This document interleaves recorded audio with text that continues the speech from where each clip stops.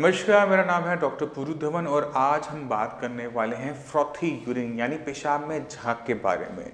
अक्सर जब हम पेशाब करते हैं तो थोड़ी बहुत झाग बनती है, मगर एक किडनी फेलियर के पेशेंट के अंदर ये जो झाग की मात्रा होती है वो ज़रूरत से ज़्यादा होती है। ये पेशाब में झाग क्यों बन रही है, पहला क्वेश्चन तो हमारे माइंड में ये होना चाहिए। ये जो पेशाब में झाग बनती है ये तब बनती है जब हमारे यूरिन के अंदर, हमारे पेशाब के अंदर प्रोटीन लीक हो रहा हो। और अगर हम टेस्ट करवाते हैं ऐसे यूरिन का और उसमें प्रोटीन आता है तो ऐसी कंडीशन को कहा जाता है प्रोटीन यूरिया, यानी पेशाब में प्रोटीन का होना। जैसे जैसे प्रोटीन की मात्रा बढ़ती है वैसे वैसे पेशाब के अंदर झाग की मात्रा बढ़ती है। ये झाग क्यों आ रही है, ये प्रोटीन क्यों आ रहा है, ये सबसे पहला क्वेश्चन आप सभी के माइंड में आना चाहिए। जब कभी किडनी को नुकसान पहुंचता है बीपी की वजह से, शुगर की वजह से, पॉलीसिस्टिक आईजी नेफ्रोपैथी, कोई भी कारण हो, तो किडनी के अंदर जो नेफ्रॉन्स है वो प्रोटीन को अपने शरीर के अंदर रख नहीं पाते।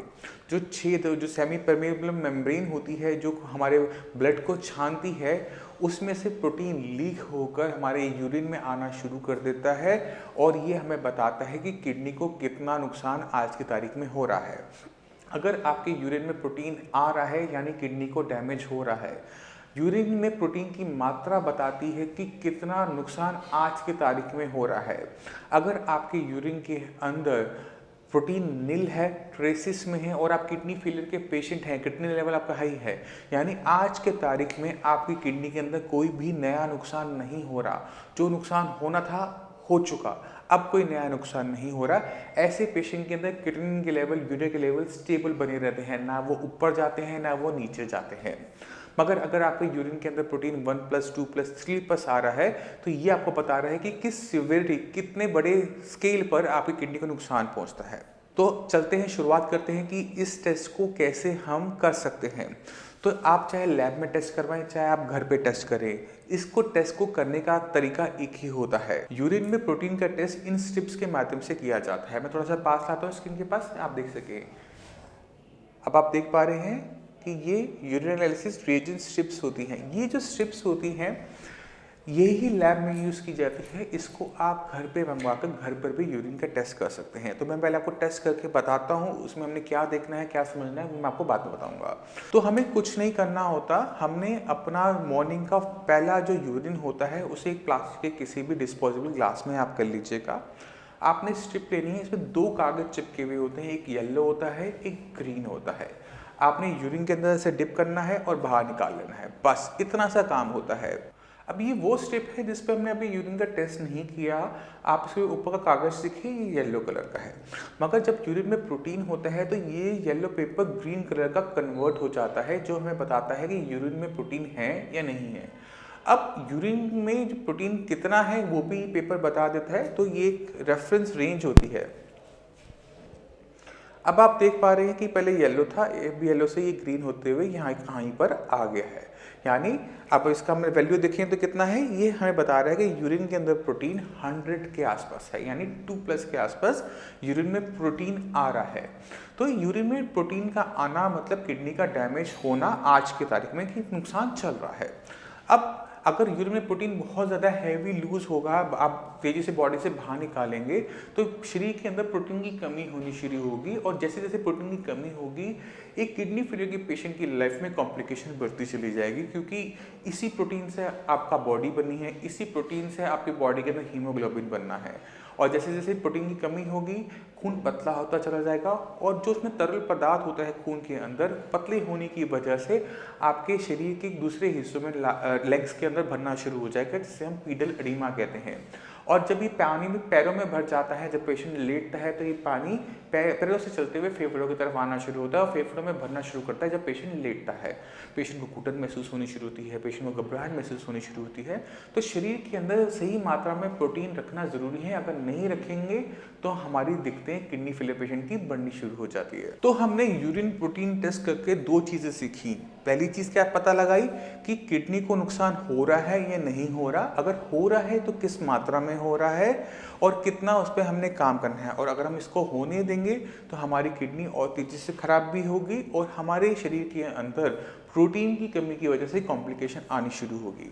अब अगर हमें किसी किडनी फेलियर पेशेंट के अंदर इस यूरिन में प्रोटीन को रोकना होता है तो हमें पहले समझना पड़ता है कि किडनी को नुकसान क्या चीज़ पहुंचा रही है। तो सबसे पहले देखा जाएगा कि आपका बीपी कितना है, शुगर कितनी है, किस वजह से आपकी किडनी खराब हो रही है। एक बार डॉक्टर को ये पता लग जाता है कि किडनी आपकी बीपी से खराब हो रही है तो सबसे पहले हमें बीपी को सही मात्रा के अंदर, सही वैल्यूज़ के अंदर लेकर आना पड़ता है, क्योंकि बीपी बढ़ा रहेगा किडनी को नुकसान होता रहेगा, किडनी को नुकसान होता रहेगा, क्रिएटिनिन बढ़ता रहेगा और यूरिन में प्रोटीन भी आता रहेगा। इसी तरह से डायबिटिक पेशेंट के अंदर भी हमें ध्यान रखना होता है कि डायबिटीज शुगर के जो लेवल्स हैं ब्लड के अंदर वो सही रेंज में बने रहे। अगर वो रेंज से बाहर जाएंगे किडनी को नुकसान होगा, फिर से प्रोटीन और फिर से क्रिएटिनिन के लेवल बढ़ते चले जाएंगे। तो पहला काम, बीमारी को पहचानो और जिस वजह से किडनी खराब हो रही है, जो कारण है उसका, उसे कंट्रोल में लेकर आओ। एक बार ये आने के बाद किडनी में आगे का नुकसान रोकने में हमें मदद मिलती है, क्योंकि किडनी फेलियर खुद में सेल्फ प्रोग्रेसिव इन नेचर होता है, यानी खुद ब खुद खराब होने वाली बीमारी। इस वजह से आप देखेंगे कि आप कई सालों से मेडिसिन खा रहे होंगे तो भी क्रिएटिनिन का लेवल धीरे धीरे धीरे धीरे करके बढ़ता चला जाता है। इस बीमारी को आप कैंसर से कंपेयर कर सकते हो। जैसे कैंसर पूरे शरीर में फैल जाता है, उसी तरह से किडनी फेलियर की दिक्कत पूरी किडनी को खराब कर देती है, पूरी किडनी में फैलकर। तो इसको रोकना, इसे रिवर्स करना बहुत ज़्यादा ज़रूरी होता है। तो पहला काम, बीमारी को पहचानो कि किडनी किस वजह से खराब हो रही है, उसे कंट्रोल में रहो, कम से कम किडनी को कम से कम नुकसान उठाना पड़े। एक बार जिस वजह से किडनी का नुकसान उठा रही है वो बंद हो जाता है तो हम किडनी पर काम कर सकते हैं, क्योंकि अब उसे माहौल मिल रहा है अपने आप को ठीक करने का। क्योंकि किडनी के पास स्पेशल पावर्स होती हैं अपने कार्य करने की क्षमता को बढ़ाने की, क्योंकि जब कार्य क्षमता कम हो रही है तभी हमारा creatinine level, urea level down जा रहा है। मैं आपको छोटे से एग्जाम्पल से समझाता हूँ। मान लो एक इंसान ने अपनी किडनी दूसरे इंसान को डोनेट कर दी। अब जिसने अपनी किडनी दी उसके पास तो किडनी एक हो गई। अब एक किडनी होने के बावजूद भी उसका क्रिएटिनिन लेवल, यूरिया लेवल नहीं बढ़ता, जबकि उसकी दो में से एक किडनी होने की वजह से कार्य करने की क्षमता 50% रह गई, बट फिर भी क्रिएटिनिन लेवल, यूरिया लेवल नहीं बढ़ा। इसका कारण क्या है ये जानना बहुत ज़रूरी है, क्योंकि किडनी के पास क्षमता होती है अपने कार्य क्षमता को बढ़ाने की। ये कार्य क्षमता बढ़ाने की जो किडनी की क्षमता है ये हमें हर किडनी फेलियर पेशेंट में इस्तेमाल करनी पड़ती है, जिससे हमारे जो बढ़ता हुआ क्रिएटिनिन लेवल है, यूरिया लेवल है, वो डाउन होना शुरू हो जाए। तो जैसे ही हम उसका kidney function restoration treatment start करते हैं, सही तरीके से उसका ट्रीटमेंट शुरू करते हैं, किडनी का ध्यान रखना शुरू करते हैं, किडनी भी हमारा ध्यान रखना शुरू करती है। तो जब कोई पेशेंट साइंस इंजीनियरिंग में आता है तो पहला काम क्या करेंगे, पहले उस बीमारी को पहचानेंगे जिससे किडनी खराब हो रही है और उसको एक तरफ कर देंगे। बीपी हाई है तो बीपी को लो लेके जाया जाएगा, अगर शुगर है तो शुगर को कम किया जाएगा, कंट्रोल में लाया जाएगा, जिससे किडनी को और कोई नया नुकसान ना हो। उसके बाद किडनी की क्षमता बढ़ाई जाएगी, जैसे किडनी की खून छानने की जो क्षमता है वो बढ़ जाती है। क्रिएटिनिन, यूरिया जो शरीर में इकट्ठा हो रहा था वो शरीर से बाहर जाना शुरू करता है और आपकी रिपोर्टों के अंदर क्रिएटिनिन और यूरिया डाउन होना शुरू हो जाता है। ये बहुत ज़रूरी है।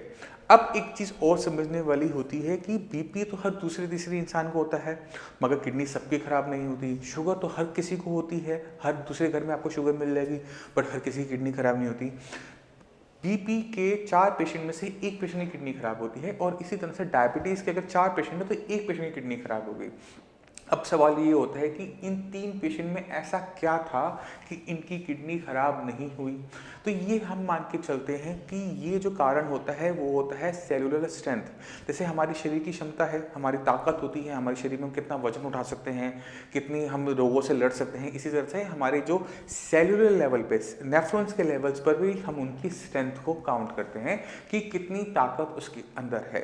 जैसे शरीर को हम ताकत देने के लिए मल्टीविटामिन का यूज़ करते हैं, इसी तरह से अगर हम सही मेडिसिन का यूज़ करते हैं तो नेफ्रॉन्स को भी ताकत मिलनी शुरू होती है और वो इन बीमारियों को अच्छी तरीके से सह पाती है। जब वो सहेगी बेटर तो उसे लड़ पाएगी बेटर, और जैसे वो उससे बेटर तरीके से उसको सह पाती है, उस माहौल में काम कर पाती है और पहले से अच्छा काम करती है, creatinine level, urea level down होना शुरू हो जाता है। तो बहुत ज़्यादा ज़रूरी है अपनी सेहत का ध्यान रखना, अपने यूरिन की झाग को कभी इग्नोर ना करना। अगर आपको लगता है कि आपके यूरिन के अंदर फ्रॉथ यानी झाग ज़्यादा हो रही है, आपको लैब जाके टेस्ट करवाओ। अगर लैब आपसे बहुत दूर है, ये जो मैंने आपको स्ट्रिप्स दिखाई इसको आप ऑनलाइन ऑर्डर कर सकते हो, आप इसे घर पे टेस्ट करो, हर हफ्ते टेस्ट करो, जिससे आपको किडनी की हेल्थ के बारे में पता लगता रहे। और एक बात आपको मैं और बताता हूँ, इन स्ट्रिप्स से आप साइंस इंजीनियरिंग की ट्रीटमेंट कितना कामयाब है उसको भी जज कर सकते हो। अगर आपके यूरिन के अंदर प्रोटीन कम हो रहा है यानी आपकी कंडीशन बेटर हो रही है। अगर यही यूरिन प्रोटीन आपकी बॉडी में ज़्यादा तेज़ी से निकलना शुरू हो जाए किसी भी ट्रीटमेंट में, मेरी ट्रीटमेंट नहीं किसी की ट्रीटमेंट के अंदर, यानी आपकी condition day by day severe होती जा रही है। क्योंकि हम एक चीज़ बहुत कॉमनली देखते हैं कि बहुत सारे डॉक्टर्स पेशेंट का खाना पीना बंद करवा देते हैं, बोलते हैं कि आपने सिर्फ घिया तोरी एंड टिंडा खाना है। अब जब पेशेंट घिया तोरी टिंडा खाता है तो क्या होता है कि पेशेंट वेट लूज करना स्टार्ट करता है। जब वेट लूज स्टार्ट होता है तो वेट कहाँ से जा रहा है, वो मसल से जा रहा होता है, और किटनिन कहाँ बनता है, मसल्स में बनता है। तो हिंदी में कहावत है, ना होगा बांस ना बजेगी बांसुरी, ना होगी मांसपेशियाँ ना बनेगा किटनिन। तो ये जो खाना पीना बंद कर कर किटनिन को डाउन किया जाता है, ये सबसे खतरनाक चीज़ होती है, क्योंकि आपकी यूरिन से प्रोटीन तो जा रहा है बट बॉडी में प्रोटीन आ नहीं रहा, जिसकी वजह से पेशेंट को प्रोटीन की कमी होनी शुरू हो जाएगी, हीमोग्लोबिन डाउन होना शुरू हो जाएगा, पैरों में सूजन आनी शुरू हो जाएगी, बीपी हाई रहना शुरू करेगा। किटनिन जो डाउन गया था वो अब आना शुरू होगा, क्योंकि आपने ढंग से खाना नहीं खाया, आपकी किडनी को ताकत नहीं मिली, जो पहले से बीमार थी वो और बीमार होनी शुरू होगी, और किडनी अब बढ़ेगा तो पेशेंट में इतनी वीकनेस है कि पेशेंट डायलिसिस भी नहीं करवा पाता। तो बहुत ज़्यादा ज़रूरी होता है कि हम अपनी बॉडी के अंदर सही तरीके से खाने को डालें, क्योंकि उससे किडनी को भी ताकत मिलेगी, आपके पूरे शरीर को ताकत मिलेगी, या शरीर में जितने अंग लगे उनको भी ताकत मिलेगी, जो कि बहुत ज़रूरी है। क्योंकि किडनी फेलियर की दिक्कत कभी ख़त्म नहीं होती। मैं फिर से कहूँगा, किडनी फेलियर की दिक्कत कभी ख़त्म नहीं होती, मगर खाना पीना हम ज़िंदगी भर बंद नहीं रख सकते। 2-4 दिन ठीक है, एक आधा हफ्ता ठीक है, बट हम लाइफ टाइम बंद नहीं रख सकते। तो ऐसा कोई तरीका हमने नहीं अपनाना होता है जिसमें हमारी कंडीशन डे बाय डे ख़राब होती चली जाए। तो जितने भी किडनी फेलियर के पेशेंट हैं, मेरे से अनुरोध है कि कोई भी डॉक्टर अगर आपको कहता है कि आपने सिर्फ घिया तोरी टिंडी का परहेज़ करना है, यही खाना है और कोई सब्ज़ी नहीं खानी, तो आप उस चीज़ को करेंगे तो आपको उसकी वैल्यू चुकानी पड़ती है। खाना प्रॉपर खाना है, हमने रोटी सब्जी पूरी प्रॉपर खानी होती है, हमें स्टफ रोटी अलाउड होती है, जिसे हम पराठा कहते हैं, बस उसे तलना नहीं होता। तो जब हम अच्छी तरीके से राइस खाते हैं, अच्छी तरीके से हम चपाती सब्जी लेते हैं, पराठे खाते हैं बिना तले हुए, तो हम क्या देखते हैं कि पेशेंट का वेट है वो सस्टेन रहता है, वो डाउन नहीं होता, वो अप नहीं होता। पेशेंट के अंदर प्रोटीन की मात्रा बनी रहती है, पेशेंट को किसी टाइप की कॉम्प्लिकेशन नहीं आती। इस चीज़ का हमने ध्यान रखना है। अगर आपकी बॉडी के अंदर प्रोटीन कम है, पैरों पे स्वेलिंग आ रही है, तो एक और ऐसी बीमारी होती है जो हमें मिसडायग्नोस करती है। यानी हमें लग रहा है कि ये जो प्रोटीन बॉडी से बाहर जा रहा है या पैरों में जो सूजन आ रही है वो किडनी की वजह से आ रही है, मगर अगर आपका थायराइड डिस्टर्ब है, आपको हाइपोथायरॉयडिज्म है, TSH आपका बढ़ा हुआ है, तो भी पैरों में सूजन देखने को मिलती है, तो भी आपकी बॉडी के अंदर प्रोटीन की डेफिशिएंसी देखने को मिलती है। तो अगर आपकी बॉडी में सूजन आ रही है तो 2 टेस्ट आप करवाएंगे, पहला थायराइड का, दूसरा यूरिन में प्रोटीन का। कोई भी गड़बड़ होगा दोनों पे काम करना पड़ेगा, और अगर हम सही तरीके से चलते हैं, सारी चीज़ों पे एक साथ काम करते हैं, तो पेशेंट को बहुत तेज़ी से आराम मिलना शुरू हो जाता है। मैं उम्मीद करता हूँ इस वीडियो से घर पे यूरिन का प्रोटीन टेस्ट कैसे किया जाता है आप वो समझ गए होंगे, यूरिन में प्रोटीन आने की क्या मायने हैं ये समझ गए होंगे। अगर स्वेलिंग आपको देखने को मिल रही है, पैरों में पानी भर रहा है, पैरों में छाती में पानी भर रहा है, तो कौन से टेस्ट 2 टेस्ट करवाने हैं वो आप समझ गए होंगे। पहला टेस्ट है TSH का, दूसरा है यूरिन प्रोटीन का, जिससे हमें ये पता लग जाए कि किस वजह से आपके शरीर के अंदर इतना पानी भर रहा है, क्यों शरीर के अंदर प्रोटीन की कमी हो रही है। फिर भी आपके माइंड में कोई भी डाउट है, कुछ भी पूछना चाहते हैं, तो आप नीचे ही दिए हुए नंबर पर कॉल करके साइंस इंजीनियरिंग डॉक्टर से फ्री ऑफ कॉस्ट कंसल्टेशन ले सकते हैं। आप अपॉइंटमेंट लेकर आकर मेरे डॉक्टर की टीम से भी मिल सकते हैं। मैं उम्मीद करता हूँ आपको काफ़ी कुछ समझ में आ गया होगा। अब इसी के साथ मैं आपसे भी चलने की आज्ञा चाहूँगा। मिलूंगा अगली वीडियो में, तब तक के लिए नमस्कार।